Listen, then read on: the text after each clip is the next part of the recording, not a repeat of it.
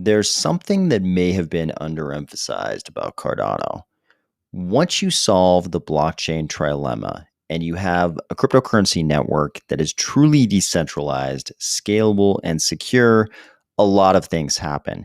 But one of them is probably that it becomes extremely unclear how nation states will be able to execute on the financial surveillance necessary to conduct governance as usual. What about fiat on ramps and off ramps, you say? I'm not sure if we're going to need them where we're going. And if that's the case, then maybe everything changes. Ready? Let's go.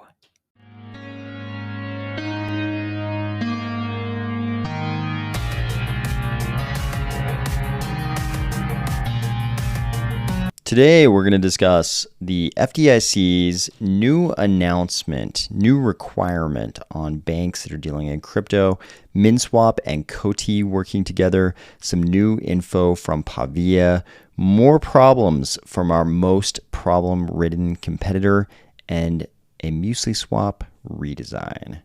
If you're more than happy to avoid being surveilled at all times, or if you're finding value in these videos each weekday, please consider delegating to the Army of Spies stake pool, ticker AOS. This is a letter from the FDIC to banks. Who or what is the FDIC? The FDIC is a United States government corporation. Did you know they have those? Because they have those. They supply deposit insurance to depositors in American commercial banks and savings banks. The FDIC insures deposits in member banks up to $250,000 per ownership category.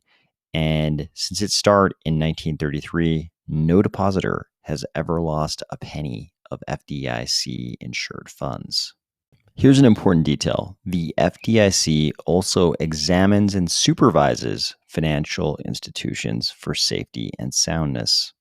In this letter that came out in the last 24 hours, the FDIC is telling U.S. banks that if they even intend to engage in, and especially if they are currently engaged in, any activities involving or related to crypto assets, they have to notify the FDIC.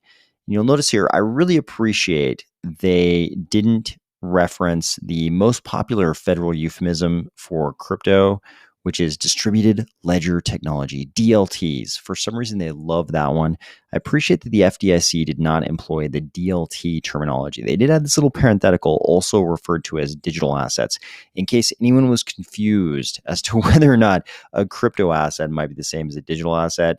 But very straight to the heart of the matter, none of this distributed ledger technology label that the federal government loves to use for some reason, because they can't bring themselves to use the word crypto, at least up until this point, really.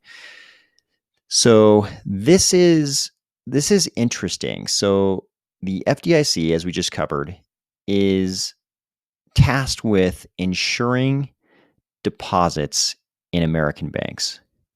They want to protect the deposits of depositors. It sounds like they've done a great job of that since inception. They cite a few different reasons for asking banks to notify them if there's anything involving crypto. I think one of the big reasons makes sense, and another one maybe doesn't make as much sense. So they talk about financial stability. I agree with Caitlin Long's theory that a lot of US banks are going to run into trouble dealing with crypto because their settlement times aren't quick enough to keep up with fast-moving blockchains. That makes perfect sense to me. I agree with her that US financial institutions are probably going to get in trouble globally even. It's not even about the US. Globally, financial institutions are going to get in trouble because they have these old-fashioned, very slow settlement times, and crypto moves very quickly. This makes sense. The consumer protection piece even makes sense, kind of for the same reasons. They're supposed to be insuring deposits, and if the bank runs into a gigantic shortfall because of their settlement, their old-fashioned settlement periods, then I can see how consumers might face some problems. So these two kind of make sense to me. This one, the one they lead with, doesn't really make sense given their role as the insurer of deposits. They say safety and soundness. crypto-related activities present new, heightened, or unique credit, liquidity, market pricing, and operational risks. So that's a bunch of words that don't really mean a lot. But then they get down to what they're really talking about. They say there are fundamental ownership issues, including whether it is possible for ownership to be clearly validated and confirmed. Further, there are significant anti-money laundering, countering the financing of terrorism implications, and concerns, including reported instances of crypto assets being used for illicit activities. This is obviously what they're really after here. I think they should be concerned about this piece. I think this piece is actually probably the greater risk given the actual role that the FDIC is supposed to be playing. But I think this one right here is what they're really after. And I don't think it's the countering terrorism financing. I don't think it's the crypto assets being used for illicit activities. It's not really the money laundering thing. I think they know that the only grip they have on maintaining an ability to surveil the financial system is at the point of fiat on ramp and off ramp. And the FDIC is a great way to kind of squeeze that grip on these banks and say, hey, as a starting step, I mean, they're probably going to do a lot of things over the coming period, but a starting point is, hey, why don't you go ahead and tell us? Why don't you go ahead and tell us if you're going to do anything at all involving crypto? That's the starting point. And that's probably right about when they're going to, in their words, provide relevant supervisory feedback about whether or not the asset is bankable. I have a strange feeling that a large number of crypto assets are going to be found to be not bankable, but I don't think this is what they should be worried about. I think they're kind of grasping at any grip they can to figure out how to deal with crypto. But I don't think this is really going to be the big problem. I think it's true. Just like Caitlin Long says, banks are going to have to go through this transformation. If they're really going to be touching crypto at all, they're going to have to change in pretty fundamental ways. But I don't even think that's the big problem. I think the big problem is really that once people discover the utility of crypto, they're going to want to get paid in crypto and they're going to want to spend crypto. And the need for a fiat on-ramp and off-ramp is going to disappear. Of course, governments around the world, central banks around the world are hoping that if that transformation of the consumer takes place, that it involves their central bank digital currencies, their CBDCs, and not these wild non-central bank cryptos like Cardano. But when you have a Cardano, the second a Cardano exists that has truly solved the blockchain trilemma, consumers aren't going to want to be involved as much with a CBDC that can be inflated. If the value of their holdings can be inflated away at the whim of the central bank, that's not going to be the preferential currency. The preferential currency is going to be one with a hard cap, like Bitcoin at 21 million, like Cardano at 45 billion. People are probably going to pivot pretty hard toward holding value in those types of currencies. And we've already seen this, of course, with Bitcoin, but when you have the idea of this cryptocurrency that's already solved the blockchain trilemma, and all of a sudden it's much more manageable than Bitcoin. All of a sudden it's much more programmable than Bitcoin. It's much more expressive than Bitcoin. You can do all these things that smart contracts enable. People are going to pick that cryptocurrency over the central bank digital currency pretty heavily. But the problematic piece is that those same cryptocurrencies like Cardano that will have solved the blockchain trilemma substantially will also be permissionless in most cases. That means that anybody can open up a wallet and anybody can send the assets on that blockchain to pretty much any wallet. That breaks the ability of any regulator to maintain the requisite levels of financial surveillance on the network.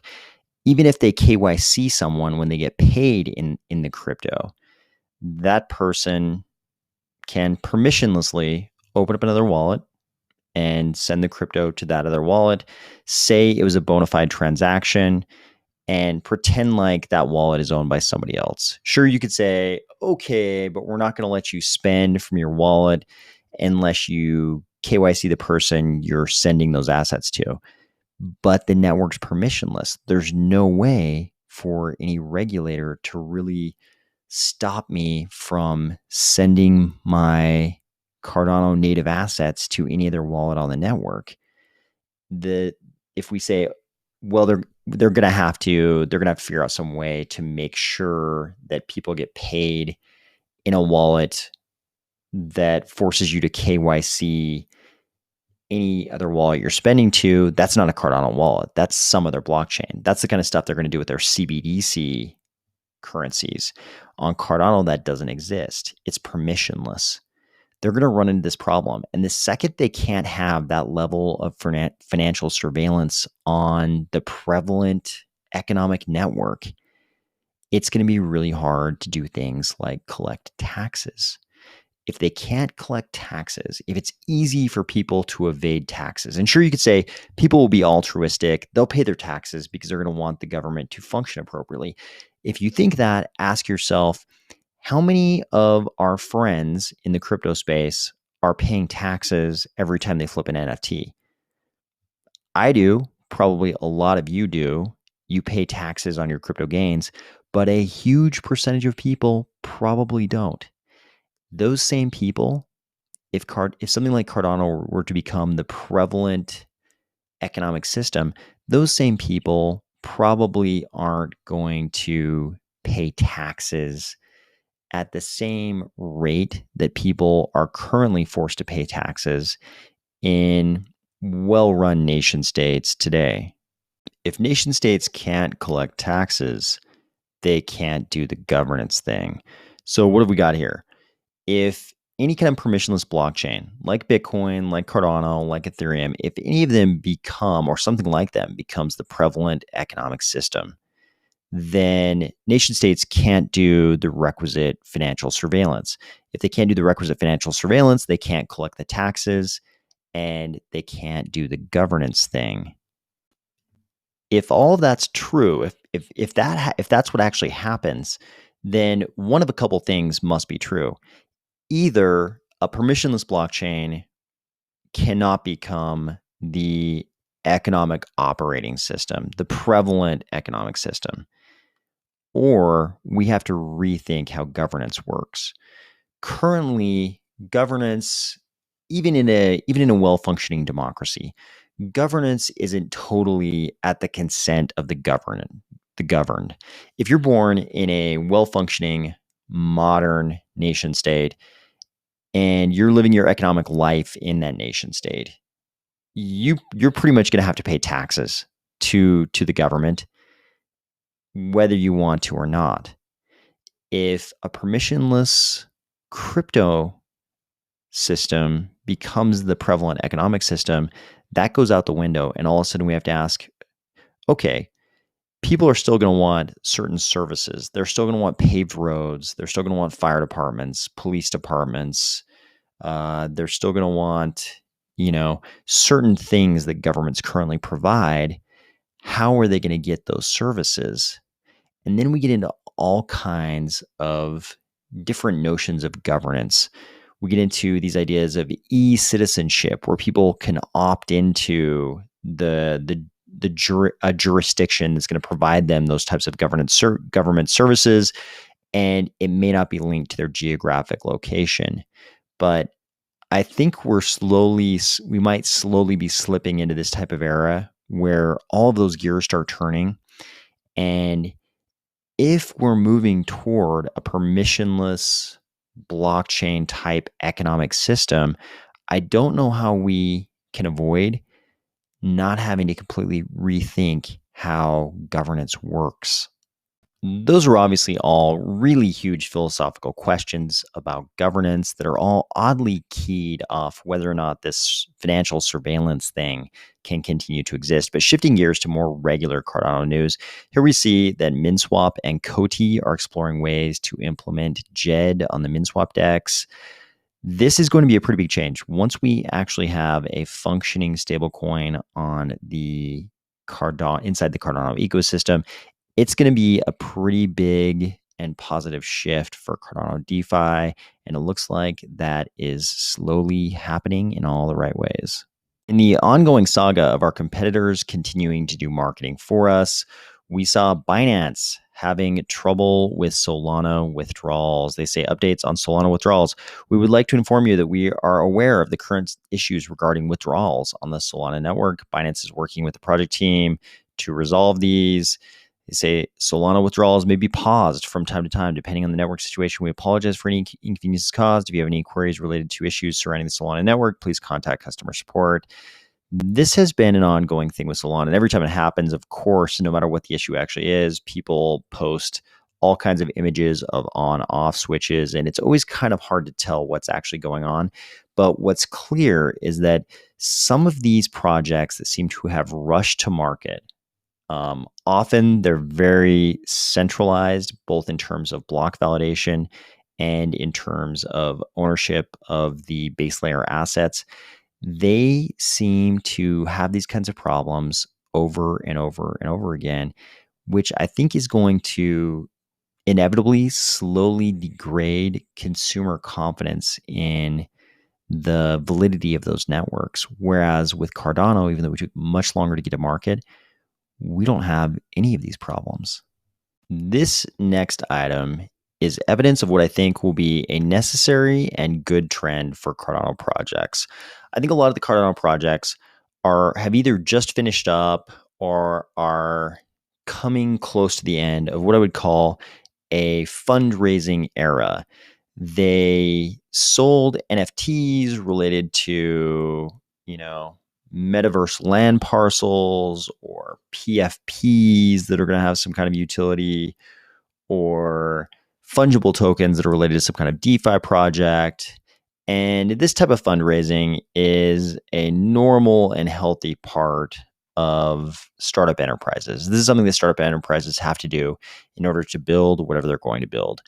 But it's going to get interesting now because I think a lot of these projects are graduating into an accountability phase where we all get to sit back and watch them match up the expectations of their communities to what they're actually building. We're going to get to see what we actually built. I think it's going to be pretty fun. It might be, it might be good or it might be bad for any given project, but I think it's going to be interesting to see if people like what they actually bought or not. I like the approach that Pavia is taking here with a Q&A session with their community manager, a real human being here answering the questions of the community. I think we're going to start seeing a lot more of this, Q&As and AMAs and all types of interaction with the communities. And it's going to be an interesting era for a lot of Cardano projects. In conjunction with this new era of accountability for Cardano projects, we're also seeing some rebrands. We recently discussed the rebrand of CC Vault to Eternal, and now we have seen MuesliSwap rebrand to Muesli Suv Up Arrow app. No, Muesli has rebranded to MuesliSwap, but the W is now some arrows like you might see on a chart. So if you want to do some Fibonaccios on the W, if you have like a really strong impulse to experience some Fibonaccios anytime you look at the MuesliSwap logo, you can just do that right there on the W. I do like the new, I think more colorful bowl of Muesli here, though. I think this is good. More colorful logos are probably great in crypto. I hope you are all getting ready for a great weekend. It's springtime in a lot of the world. Hopefully you're out doing fun springtime outdoor activities this weekend, and I will talk to you soon.